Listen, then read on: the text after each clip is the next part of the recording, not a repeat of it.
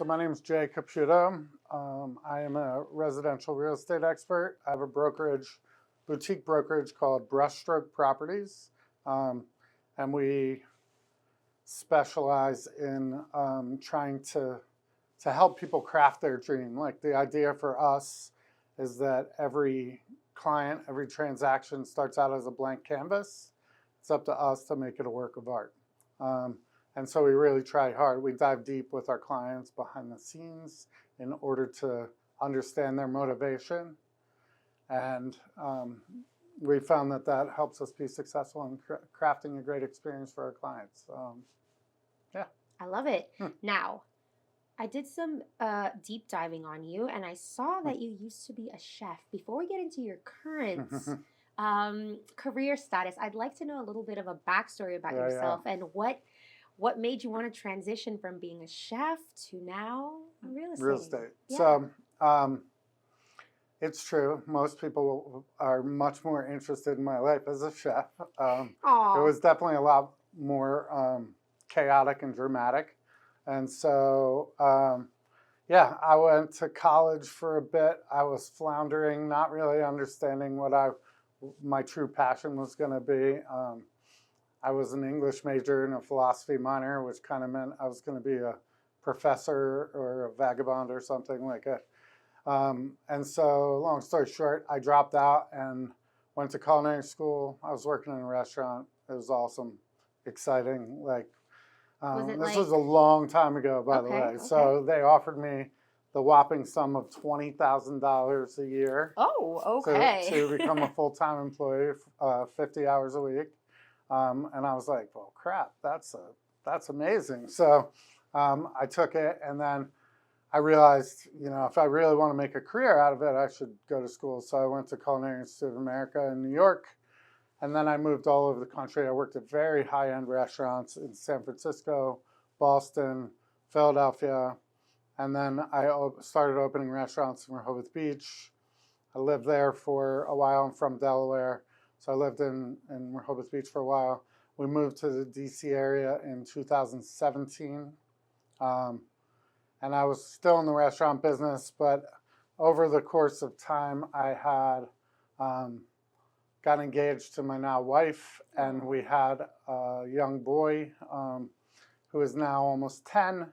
And so I tell the story that I was the worst dad when I was a chef because I was gone all the time. Like, I would wake up in the morning, play with my son, hang out, drop him off at daycare, go to work, and then I would see him tomorrow morning because I got home and he was asleep.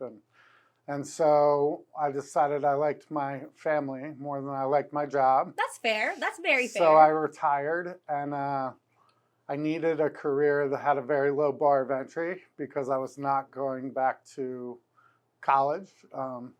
At that point, I was, in my mid-40s, and so real estate has a very low bar of entry. I've heard. Quite possibly too low. Uh-oh. And so I got my real estate license, and then I was like, oh, crap, I got to figure out how to do this because they don't give you a paycheck unless you sell houses, right? Yeah. So I would say I was a slow starter. First few months were pretty quiet, and then I figured it out, and the rest is kind of history, and that was about 6 years ago. Wow. Okay. And you said it was very dramatic. I'm just picturing like Gordon Ramsay, like, are you an idiot sandwich? All that good stuff. So not quite that dramatic. That's certainly made for TV, but the real life, when I got in the restaurant business, there was no food TV, or that was like brand new.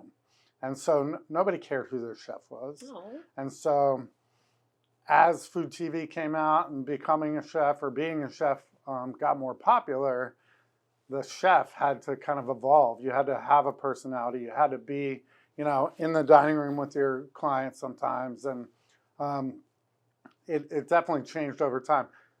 Back in the 90s, there was a lot of screaming and yelling and, wooden spoon throwing and stuff like that. As time has gone by, there's a lot less of that. Work environments and such, HR has problems with that. So, it has evolved. However, it's still a very high-paced, high-stress environment, depending on the restaurant you're in. And also, when you reach a certain level, you get to travel a lot and do events all over the country. You're doing charity events in Colorado and San Francisco and, all over the country. So it's exciting and dramatic and chaotic, and it's late nights and lots of beverages and all of that. So I found that lifestyle was not conducive to being a good father. Yeah, makes sense. No, at least you got that all out of your system. That's right. I lived a lot of life before I did it. So. And now, can you share the journey of founding Brushstroke Properties and your partnership with Side? Yeah. What motivated you to start your own brokerage? And how has this venture aligned with your goals of providing exceptional client and agent experiences? Yeah. So I got in the business. I had very little sense of what it was going to take, to be honest with you. I knew that I had a work ethic from being a chef for 24 years before. I knew my work ethic would take me to, or could take me to certain levels, but I had no kind of knowledge about the business. I bought and sold houses, but that's a fraction of this business. And so, I got in, I kind of wandered a little bit, and then I got into a great position where I started to get work smarter, not harder. I wanted to elevate my price point. I wanted to elevate my customer service experience. I wanted to kind of marry my creativity with the technical side of real estate. We talk about it being art and science. The art part is the brush strokes, how do we craft this experience to be amazing for our clients? The science part is the data and the numbers and how do we get our client what they want financially, or what they can palate financially. And so we try and marry that really well. So over the years, I got more strategic with the way I was working. I got more intentional about the efforts I was taking. And so I worked at a few different brokerages. I feel like I grabbed some of the best things that I thought each place had to offer, kind of brought it under our umbrella. And when the opportunity to partner with Side is a white label. They operate behind the scenes. They handle the brokerage operations. Nice. And so the agent doesn't have to worry about being a broker and dealing with insurance and all the things, all the things that prevent an agent from opening a brokerage, or are obstacles to an agent opening a brokerage. And so they handle all of that stuff. So they find motivated agents who are capable and who do a decent amount of business and partner with them. So they handle the brokerage side. I handle the actual client-facing stuff. And it's really an amazing partnership. They have, I wouldn't say they have no say in what we do because it's a partnership. Yeah. But they don't micromanage or anything like that. They kind of let you go out and be who you are and thrive in the environment that you create. That's good. Happy balance there. Yeah, for sure. It's amazing. Wonderful. And then your philosophy emphasizes helping clients achieve their desires, which led to remarkable results in your real estate career. How do you implement this client-centric approach in your daily operations, and can you provide examples of how it has benefited your clients? Yeah, for sure. So, like I said earlier, we try really hard to dive deep with our clients, right? At the core of it, people are moving. Right? They're buying, they're selling, or they might be investing, so not moving. But ultimately, we're trying to understand the underlying reasons that are causing them to move, whether it's they've had another kid and they need more space, or maybe their kids have grown and are gone and they need to downsize, or maybe job. Somebody's renting. Yeah, exactly. The reasons for moving are all the same. And so it's important for me, I feel, to understand what that underlying motivation is, because moving sucks. Yes. Anybody who's ever moved one time knows it sucks. If you have to move multiple times, it just sucks, right? And so, and eventually as you get older, it's kind of funny because when you're moving when you're young, you're like, hey guys, can I buy you a case of beer? And you come help me pack everything up and move it to the next place. And once you get older, your friends don't want to help you move, right? Yo. Like I don't No. need a beer that bad. So, So true. you know, So I'll true. buy my own beer and stay at home. Mhm. And so we found that it gets more complicated as you get older. And so we want to take as many obstacles out of the way for our clients and also for our agents. But we want to remove as many obstacles as possible. And we want to understand why they're moving, how this move will positively benefit them. And then we, you know, I talk about this a lot. Like, I feel like making deals happen for our clients and getting clients, it's kind of like looking at a Tetris board, right? It's all these 4 different pieces and you can spin them around. And when you put them in the right place, it's a beautiful experience. Yes. But if you don't put them in the right place, it's just like, meh, and you know, like you're jamming a square peg through a round hole. And so, again, it's all these underlying philosophies. It's kind of like the brushstroke. Like, if we do this correctly, that painting at the end of your, you know, journey of buying or selling a home is going to feel like effortless and amazing.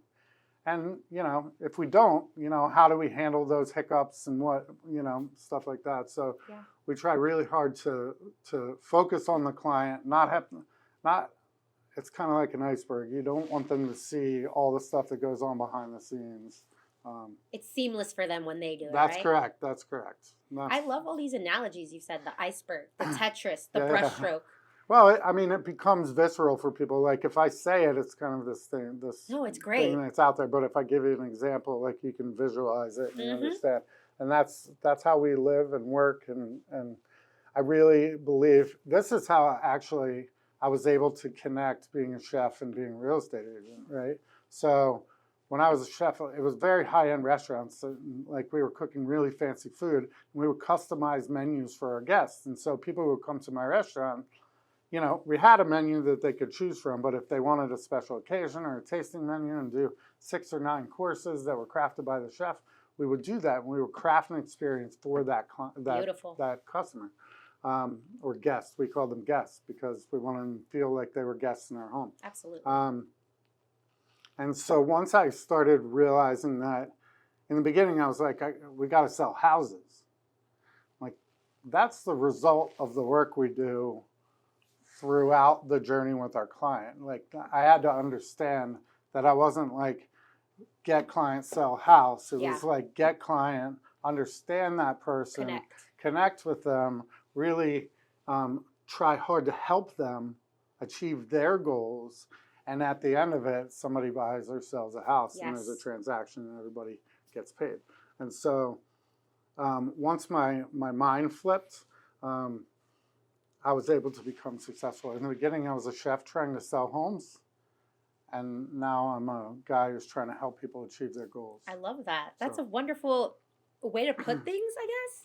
I think your journey's been quite interesting. And I like that you can find parallels between being a chef and being somebody who helps people buy, sell homes, become an investor, or invest in their home, you know? It was truly imperative that I figured it out because, you know,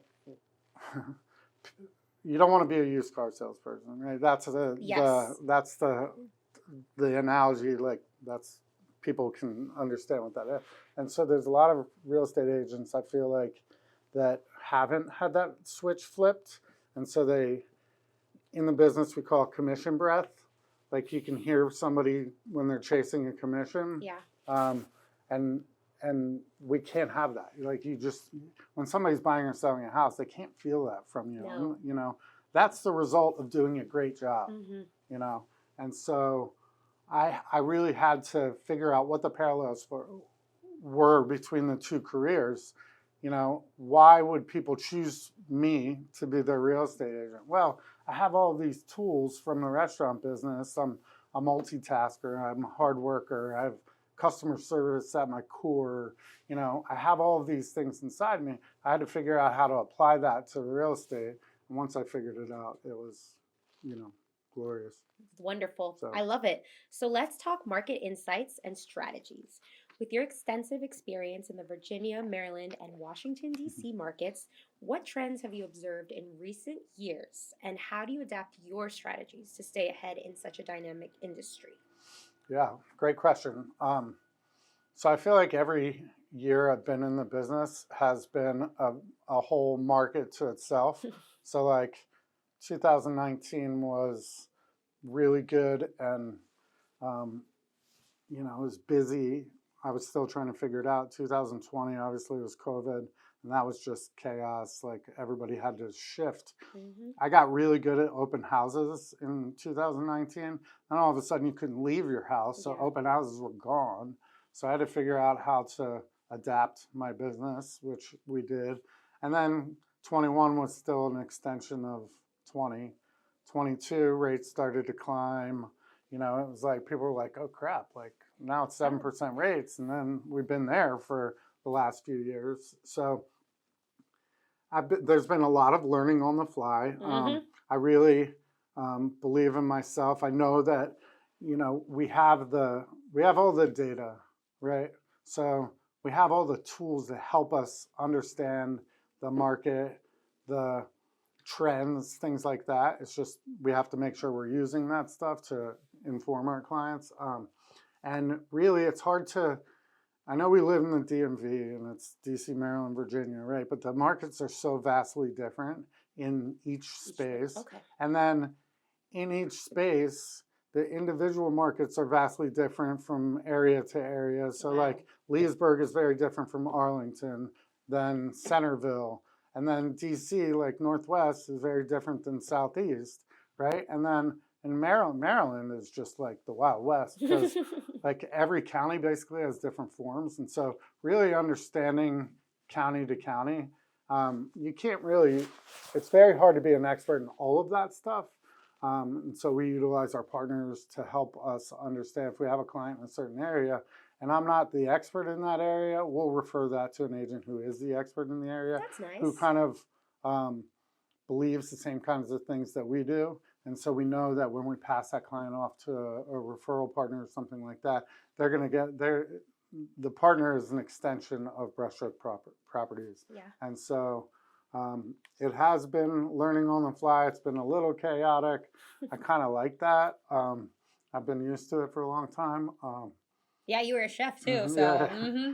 exactly. I used to get hit with wooden spoons. Oh no! Sure. I'm glad those days are over Yeah, for you then. Same. Now, your portfolio includes new builds, residential properties, and investment real estate. How do you balance these diverse areas of expertise, and what unique challenges and opportunities does each present? Oh, great question. Investors are about finding out what's important to the investor and where their sweet spot is. It's also helping educate them along the way of, what can they expect from each individual investment property, because they're all very different. And even though the investor has certain goals, obviously they want to buy real estate and have it cash flow. But every unit, every property is different. And so helping them understand what they're going to get from each one is great. Residential real estate is more about connecting with that client, finding that motivation, helping them move on to the next phase in life, Mm-hmm. which we love. The new construction is, personally, I'm finding that's where I love spending a lot of time. And so what we do is we partnered with some builders, not like full-on partnership, but Mm-hmm. loose partnerships, where they give us an idea of kinds of properties they're looking for to develop. And then we go behind we go behind the scenes and look for, those specific things. It's a lot of like nuanced work, not really finding a client, but finding a property that fits, and then trying to figure out a way to help that the person that owns that property see the benefit and working with a developer. So whether they sell the property to the developer or they partner with the developer, again, it's like Tetris, right? Yes. Finding the right fit for each thing. But I do love, and this was one of the things, smarter, not harder. I love finding properties to redevelop because, you know, it's a tear down house, you know, like typically if you drive around these old brick houses, right, that are on a nice piece of property, have been in the same family or something for 30, 40 years, finding somebody like that to help move on to their next phase, getting them a really easy, low stress offer where you don't have to prepare your house, you don't have to stage it, you don't have to go through open houses and open market. You just get a check from a developer and you move on to the next phase in your life. And so I have found that's where I'm spending a lot of my time. And then the resale stuff, we work with the clients, but usually I'll bring in one of my teammates or something like that to actually handle the transaction. Nice. So love it. Yeah. Thank you. And then being recognized as one of Delaware Beach's most influential residents speaks to your community involvement. How do you integrate community engagement into your professional life? And why do you believe it's important for real estate professionals to be active in their communities? Great question.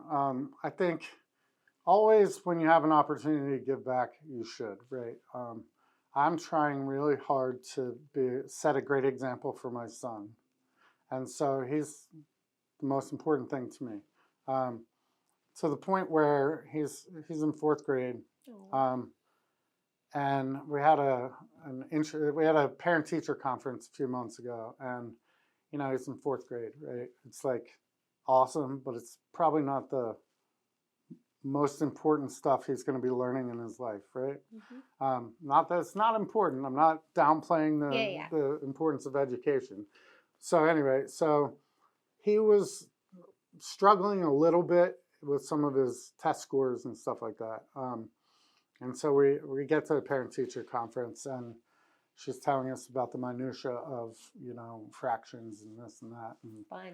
And I'm like, I was kind of quiet. My wife was handling the meeting. And so finally the teacher kind of looked at me and was like, you know, how do you feel? And I was like, listen, I don't care about his ability to work out fractions in 4th grade right now. How do you find him as a person? Is he kind? Is he helpful? Is he, you know, kind to his classmates and stuff like that? She was like, oh my God, this is such a revelation. Like everybody wants to come in and know why their kid didn't get a 95 on the test score, you know. And personally, I couldn't care less about that. You know, eventually that's going to be very, you know, important. 4th grade, I don't care if he got a 74 on his math test. He's going to learn fractions. Like, it's going to happen. That's and so she was like, he is so kind and sweet and blah, blah, blah. And I was like, that's great. Like, that's what I care about. I care about how you make people feel, you know? And so we feel the same way about our community. Like, we want to give back as much as we can, whether it's little things like donating blood or, you know, doing a coat drive or volunteering for events. You know, we did that when we have restaurants. We would always donate food and do charity events and stuff like that. And now, as a real estate agent, it's a great way to connect with the community, become ingrained in the fiber. But it also is the right thing to do. Yeah. And so, you know, I've had a lot of ups and downs in my life, and you know, here clearly we're glossing over the downs, and that's fine. But learning from your mistakes, understanding, like, you know, I haven't always done the right thing 100% of the time, but making sure I don't make those same mistakes twice. That's the kind of legacy I want to pass on to my kid, and that's the kind of person I want to be in our community. Wow, that is awesome. And the fact that you have your kids back and all in due time, it'll come. You're not saying he's you don't super care, smart, but yeah. he's, you know, he's in 4th grade and he likes to talk about Minecraft and Fortnite and stuff like that, you know.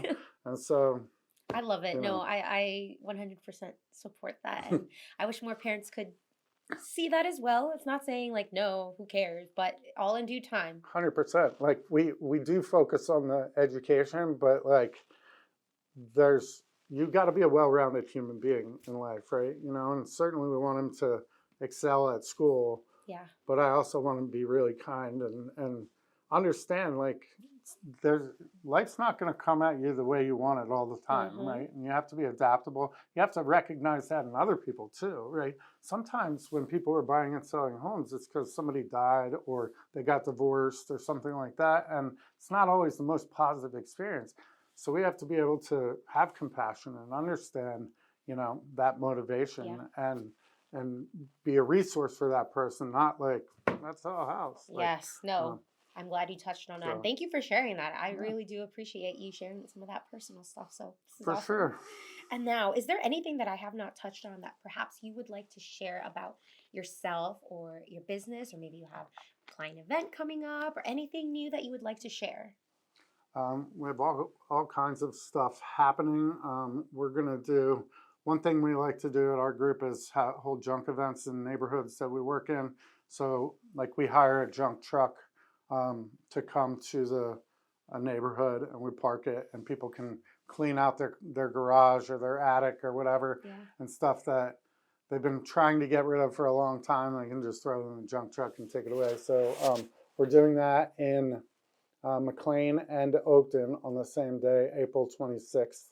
You can go to our website, brushstrokeproperties.com, to find the details, which are escaping me right now as we're talking. No worries, yeah. What's your website? So that way that they can just find that information. Yeah. Brushstrokeproperties.com or www.brushstrokeproperties.com. And we're always doing like smaller events. So I do a big client event at my house every year where I cook something. At your house? That's very personal. People always want me to cook, right? So that's right. I haven't been great at marrying the two worlds in terms of like how everybody wants me to do cooking demos or like recipes and stuff like that. And so we're starting to get into the recipes. My house isn't big enough to do like cooking events, but we have a huge yard, and so we've done outside barbecue for our clients and stuff. And I'll do some stuff, cater some other stuff. So that's been a lot of fun. And I think that's it. Like, that's awesome. Nothing too exciting on the horizon. No, that's pretty exciting. The fact that you're going to be cooking and it's going to be public somewhere. Okay, I think that's pretty exciting. Well, hey, if you sign up for our mailing list, you might get an invite to the party. Perfect. AlamonStudio.com is going to be signing up real soon. That's right. That's right. All right. So now for my final question, do you have a quote, saying, or a mantra that has inspired you or resonated with you in any way? And would you like to leave that as a final message for the listeners? There's a book that has become kind of ingrained in me called Unreasonable Hospitality. And I kind of live my life like that. Like, how can we do something like that's so unreasonable in a good way? Yeah. To someone where they're like, holy crap, like, I can't believe that Jay did that or Brushstroke did that with me. And so that's kind of how we're training our agents as they come in.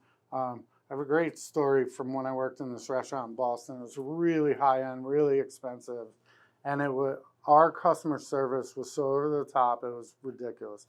So at one point, this young couple came in for anniversary, birthday, something like that, and the owner of our restaurant, Christopher Myers, he was this like, kind of crazy hair, like really interesting, intelligent human. And they came in and had asked the valets not to park the car too far away because they didn't have a ton of gas. They were kind of stretching themselves to have dinner at our restaurant and stuff like that. And so Christopher overheard this. The valets actually passed that on to the host. The host passed it to Christopher. The kids came in, sat down. We took the menus away from them, asked them if it would be okay if we cooked for them, and ended up making this 17-course meal for them that was specific to them. Obviously, we asked them if there's something they wanted. Yeah. And the whole night, they were just like effusive. Oh my God, this is amazing. Meanwhile, while they were there, Christopher hops in their car, drives it to the gas station, fills up their gas tank, gives them a $100 gift card. Oh my gosh. Brings it back, unbeknownst to them, and so they left. And so we comped their entire meal, right? So probably $500 meal, $150 in gas and, all of that stuff. And all of which is meaningless, right? The money is meaningless, right? What we did that night was created an experience for those kids who, and this is probably 1997 or 1998, and so I guarantee those people are still talking about it to this day. Yes. Whether and so it left such an impression on us as employees on how we could really go over the top for someone and craft an experience. And that's what we're trying to do at Brushstroke Properties for our clients. It's not every person who comes to work with us wants this creative experience. Some people just want to buy a house, you know.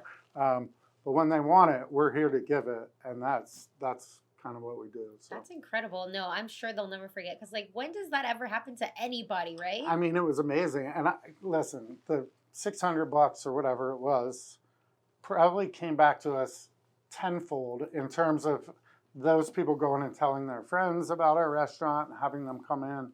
And so same thing, like in real estate, like I want referrals from our clients. I want to make raving fans out of every person I work with. So they'll go tell 50 other people, I'm not chasing every nickel with each deal.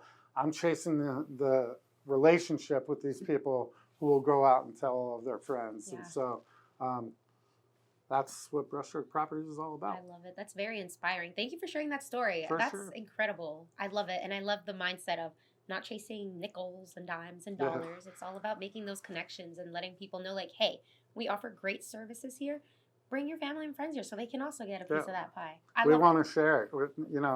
We call it, you're stepping over hundreds to pick up nickels, right? Yeah. And so, not that we're chasing the dollar, but there's a stat in real estate. One transaction, whatever your price point, let's say one transaction is worth $10,000, right?